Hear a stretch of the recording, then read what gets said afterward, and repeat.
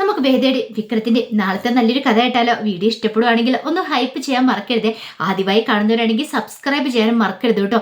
അങ്ങനെ നമ്മൾ കാണുന്ന ചന്ദ്രശേഖരനും ശ്രീകാന്തും കൂടെ ചില തീരുമാനങ്ങളൊക്കെ എടുത്തിട്ടാണ് വേദയെ വിക്രത്തെ അനിയൻകുട്ടനെയൊക്കെ പിടിച്ചു കെട്ടി ഒരു മലമുകളിൽ കൊണ്ട് നിർത്തിയിരിക്കുന്നത്.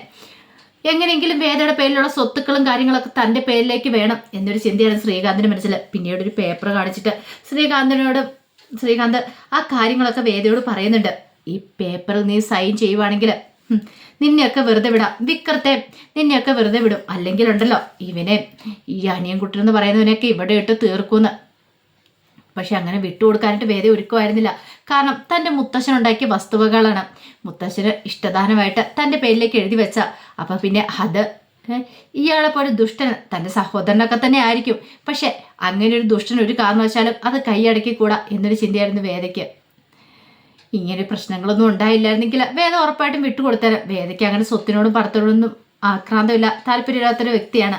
പക്ഷെ ഇത്രയൊക്കെ കൊള്ളച്ചതികളും ക്രൂരതകളൊക്കെ ചെയ്ത സമയത്ത് ശ്രീകാന്ത് ഇതിനെക്കുറിച്ച് ചിന്തിച്ചില്ല. ശ്രീകാന്തിനെ വെറുതെ വിടാൻ പറ്റുമോ വേദയ്ക്ക്? ഒരു കാരണവശാലും ഇല്ല. അതുകൊണ്ടാണ് വേദ എന്ത് വന്നാലും ഒപ്പിട്ട് കൊടുക്കില്ല എന്ന് തന്നെ തീരുമാനിക്കുന്നത്. ഒപ്പിട്ട് കൊടുക്കാതെ വന്നു കഴിഞ്ഞപ്പം ചന്ദ്രശേഖരനും ശ്രീകാന്തിനും ദേഷ്യമായി. പിടിച്ച് കെട്ടിയിട്ടിരിക്കുന്നതുകൊണ്ട് അവർക്ക് സംസാരിക്കാനേ പറ്റുള്ളൂ. എന്ത് ചെയ്യാൻ പറ്റും? ഒന്ന് ഓടാനോ എതിർക്കാനോ പോലും പറ്റില്ല. ആ സമയത്ത് വിക്രത്തിനെ വന്ന് ക്രൂരമായിട്ട് തല്ലി ചതയ്ക്കുന്നുണ്ട്. അത് കേട്ട് കഴിഞ്ഞപ്പോഴത്തേക്കും വേണ്ട എന്നൊക്കെ പറയുന്നുണ്ട്. പക്ഷെ അവരൊന്നും സമ്മതിച്ചില്ല. ഈ സമയം ചന്ദ്രശേഖരൻ ശ്രീകാന്തിനോട് പറഞ്ഞു, എടാ മോനെ, ഈ പറയുന്ന വിക്രത്തെ തല്ലിയാലൊന്നും അവൾക്ക് നോവാനൊന്നും പോകുന്നില്ല എന്ന് പറഞ്ഞു. അത് കേട്ടപ്പോൾ ശ്രീകാന്ത് പറഞ്ഞു, ഇല്ലച്ചാ നോവും, ഇപ്പം ഞാൻ കാണിച്ചു തരാം. വിക്രവും വേദയും കൂടെ ഒരുമിച്ച് വിഷമിക്കുന്ന സങ്കടപ്പെടുന്ന കാര്യം ഞാൻ കാണിച്ചു തരാമെന്ന് പറഞ്ഞു. അനിയൻകുട്ടൻ്റെ അടുത്തേക്ക് വന്നു. അനിയൻകുട്ടൻ തലങ്ങും വിലങ്ങും ഇട്ട് അടിക്കുവാണ്. അനിയൻകുട്ടൻ അനങ്ങാൻ പോലും പറ്റുന്നുണ്ടായിരുന്നില്ല. അനിയൻകുട്ടൻ അലറി വിളിച്ച് കരയണം. ശ്രീകാന്ത് പറഞ്ഞു, നീ അലറിക്കരഞ്ഞോടാ, ആരും കേൾക്കാനൊന്നും പോകുന്നില്ല. ഈ മലയുടെ ഇങ്ങോട്ടേക്ക് ആരും കയറി വരില്ല, നിനക്കറിയത്തില്ലാത്തോണ്ടാ. അതുകൊണ്ട് നീ ഇവിടെ കിടന്ന് എന്ത് ഒച്ചപ്പാടുണ്ടാക്കിയാലും ആരും കേൾക്കില്ല. ഇത് കേട്ട് കഴിഞ്ഞപ്പോൾ വിക്രം പറഞ്ഞു, അതെ, അവനൊന്നും ചെയ്യരുത്, അവനെ വെറുതെ വിടണം, വേണമെങ്കിൽ അത് തല്ലും കൂടി എനിക്കിട്ട് വന്നോളാൻ പറഞ്ഞു. വേദ പറഞ്ഞു, അതെ, അനിയൻകുട്ടി ഒന്നും ചെയ്യരുതെന്ന് പറഞ്ഞു. ചെയ്യരുതെന്നോ? ചെയ്യാതിരിക്കണമെങ്കിൽ നീ പേപ്പർ സൈൻ ചെയ്ത് തരാൻ പറഞ്ഞു. അനിയൻകുട്ടി പറഞ്ഞു, വേണ്ട വേദ, പേപ്പറിലൊന്നും സൈൻ ചെയ്ത് കൊടുക്കണ്ട, അതിൻ്റെ ആവശ്യമൊന്നും ഇല്ല. കാരണം അനിയൻകുട്ടിനും ഭയങ്കര ബുദ്ധിമുട്ടായിപ്പോയി. എന്ത് വന്നാലും നഷ്ടപ്പെട്ടു പോവരുത്, പിന്നെ ചതിയല്ലേ ചെയ്തുകൊണ്ടിരിക്കുന്നത്. വീണ്ടും അനിയൻകുട്ടനെ തല്ലാനായിട്ട് തുടങ്ങി. ഒടുവിൽ വേദയ്ക്ക് ഒരു നിവൃത്തി ഉണ്ടായിരുന്നില്ല, എന്ത് ചെയ്യണമെന്ന് അറിയുണ്ടായിരുന്നില്ല. വേദ ഒടുവിൽ പറഞ്ഞു, ശരി, ഞാൻ സൈൻ ചെയ്തു തരാം. അനിയൻകുട്ടനെ കരച്ചിൽ കേട്ട് സഹിക്കാൻ പറ്റുന്നുണ്ടായിരുന്നില്ല. അങ്ങനെ സൈൻ ചെയ്ത് കൊടുക്കാമെന്ന് പറഞ്ഞ് ഇപ്പോൾ ശ്രീകാന്തും ചന്ദ്രശേഖരനൊക്കെ അടുത്തേക്ക് വന്നു. അപ്പോൾ അവരുടെ ഉദ്ദേശം വേറെയാ. സൈൻ ചെയ്ത് കിട്ടിക്കഴിഞ്ഞിട്ടുണ്ടെങ്കിൽ ഇതിന് ശേഷം വിക്രത്തെയൊക്കെ അങ്ങോട്ട് തീർത്ത് കളയണം, ആ ഒരു ചിന്തയായിരുന്നു. അങ്ങനെ അവൻ്റെ കെട്ടഴിച്ചു വിടാം എന്നൊക്കെ ഇങ്ങനെ പറയുവാണ്. ഈ സമയത്ത് വേദയ്ക്കൊരു പ്രതീക്ഷ ഉണ്ടായിരുന്നു, കെട്ടഴിച്ച് വിടുമെന്നുള്ളത്. അങ്ങനെ പേപ്പറൊക്കെ ആയിട്ട് വേദയുടെ അടുത്തേക്ക് വന്നു. വേദ സൈൻ ചെയ്യണോ വേണ്ടെന്ന് ഒരു നിമിഷം ഇങ്ങനെ ആലോചിക്കണം. ശ്രീകാന്ത് പറഞ്ഞു, സൈൻ ചെയ്യുവാണെങ്കിൽ നിനക്ക് കൊള്ളാൻ മോളെ, അല്ലെങ്കിൽ ഉണ്ടല്ലോ ഈ ശ്രീകാന്ത് ആരാന്ന് നീ അറിയാൻ പോകുന്നുള്ളൂ. ഇത് കേട്ടപ്പോൾ വേദ പറഞ്ഞു, പ്രത്യേകിച്ച് നിങ്ങൾ പറയേണ്ട കാര്യമൊന്നുമില്ല, എനിക്കറിയാം നിങ്ങൾ ആരാ എന്താ ഏതാന്നൊക്കെ. ഇത്തരം കാലം നിങ്ങളെപ്പോഴും തന്നെയാണല്ലോ ഞാൻ എൻ്റെ ചേട്ടനായിട്ട് കണ്ട് സ്നേഹിച്ചേ. ഇപ്പം എന്നോട് തന്നെ എനിക്ക് പുച്ഛം തോന്നുന്നുണ്ടെന്ന് പറഞ്ഞു. ആയിക്കോട്ടെ, എനിക്കതൊന്നും പ്രശ്നമുള്ള കാര്യമല്ല. നീ എൻ്റെ ചേട്ടനായിട്ടോ ഒന്നും കാണുന്ന എനിക്കൊരു നിർബന്ധമില്ല എന്ന് പറഞ്ഞു. നീ ഇത്ര സൈൻ ചെയ്ത് തന്നാൽ മതി എന്ന് പറഞ്ഞു. ഈ സമയത്താണ് ഒരു ജീപ്പ് അങ്ങോട്ട് വരുന്നത്. ജീപ്പിനകത്ത് സേതു ഇറങ്ങണേ. അപ്പോൾ സേതുവിൻ്റെ അടുത്ത് നിന്ന് ഗീവർഗീസ് കാര്യങ്ങളൊക്കെ പറഞ്ഞിട്ടുണ്ടായിരുന്നു. ഇങ്ങനെ വിക്രത്തിനും വേദയും കൂടെ അവരൊന്ന് പിടിച്ചുകൊണ്ട് പോയെന്ന്. അതറിഞ്ഞു കഴിഞ്ഞപ്പോൾ തന്നെ ഒരു കാര്യം മനസ്സിലായി. ഒരു പക്ഷേങ്കിൽ ആ മലയുടെ മുകളിൽ അവിടെയാണ് ആളൊഴിഞ്ഞൊരു സ്ഥലം, അങ്ങോട്ടേക്കായിരിക്കും കൊണ്ടുപോയിരിക്കുന്നത്. സേതു അങ്ങോട്ടേക്ക് വെച്ച് പിടിച്ച് വന്നാൽ അതുകൊണ്ടാണ്. സേതു വരുന്ന സമയത്ത് ബലമായിട്ട് വേദയെ കൊണ്ട് സൈൻ ചെയ്യിക്കാൻ നോക്കുന്ന ശ്രീകാന്തിനെ കണ്ടെ വന്നപടി തന്നെ ഒറ്റ തൊഴിയായിരുന്നു. തെറിച്ചുപോയി ശ്രീകാന്ത്. പിന്നീട് സേതുവിൻ്റെ സംഹാര താണ്ഡവം വരുന്ന അവിടെ നടന്നേ.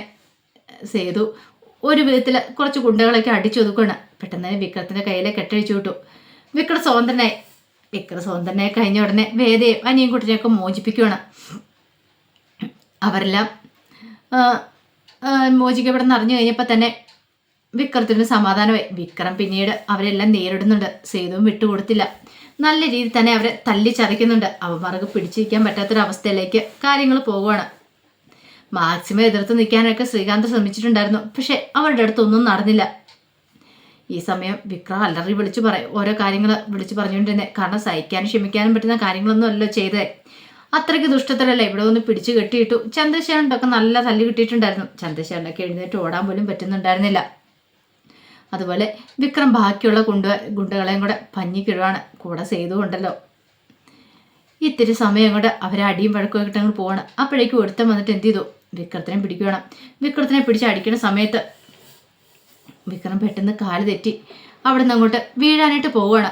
വിക്രം വീഴാൻ പോകുന്നത് കണ്ടു കഴിഞ്ഞപ്പോഴത്തേനും വേദയും അതുപോലെ അവിടെ ഉണ്ടായിരുന്ന അനിയൻകുട്ടനും അത് കണ്ടു. അവരവിടെ നിന്ന് ഓടിപ്പോയിട്ടുണ്ടായിരുന്നില്ല. എങ്ങനെ ഓടിപ്പോവും? വിക്രത്തെ സേതുവിനെ ഇട്ടിട്ട് പോകാൻ പറ്റില്ലോ. അപ്പം വിക്രമാണെങ്കിലോ അവിടെ ഇങ്ങനെ ജസ്റ്റ് ഒന്ന് പിടിച്ച് നിൽക്കുവാണ്. ഒരു കൈ വിട്ടുകൊണ്ട് വലിയൊരു കൊക്കയിലേക്കാണ് പോകുന്നത്. അതാ കാഴ്ച കണ്ടിഞ്ഞപ്പോഴത്തേനും വേദയ്ക്കാണ് തലറങ്ങുന്ന പോലെ തോന്നി. അപ്പോഴേക്കും അനിയൻകുട്ടൻ വിക്രത്തെ വിളിച്ചിട്ട് പറഞ്ഞു, വിക്രം നീ പേടിക്കണ്ട, ഞാൻ അങ്ങോട്ട് വരാം, നിന്നെ രക്ഷിക്കാന്ന് പറഞ്ഞു. വേണ്ട അനിയൻകുട്ടൻ അങ്ങോട്ട് വരണ്ട, എൻ്റെ അടുത്തേക്ക് വരണ്ട, വന്നു കഴിഞ്ഞിട്ടുണ്ടെങ്കിൽ എങ്ങാനും കൈ പിടിക്കുന്ന സമയത്ത് താഴേക്ക് പോയിട്ടുണ്ടെങ്കിലോ അതുകൊണ്ട് വേണ്ടാന്നൊക്കെ പറഞ്ഞു. പക്ഷേങ്കിൽ അനിയൻകുട്ടന് ചെല്ലാതിരിക്കാൻ പറ്റുമോ? അനിയൻകുട്ടൻ അങ്ങോട്ടേക്ക് പോകാനിരിക്കുവാണ്. ഈ സമയത്ത് സേതു ബാക്കിയുള്ള ഗുണ്ടകളെയൊക്കെ കൈകാര്യം ചെയ്തുകൊണ്ടിരിക്കുകയാണ്. അപ്പോഴാണ് ചന്ദ്രശേഖരന് അവിടെ കിടന്ന് നിലത്ത് കിടന്ന് തോക്കെടുക്കുന്നത്.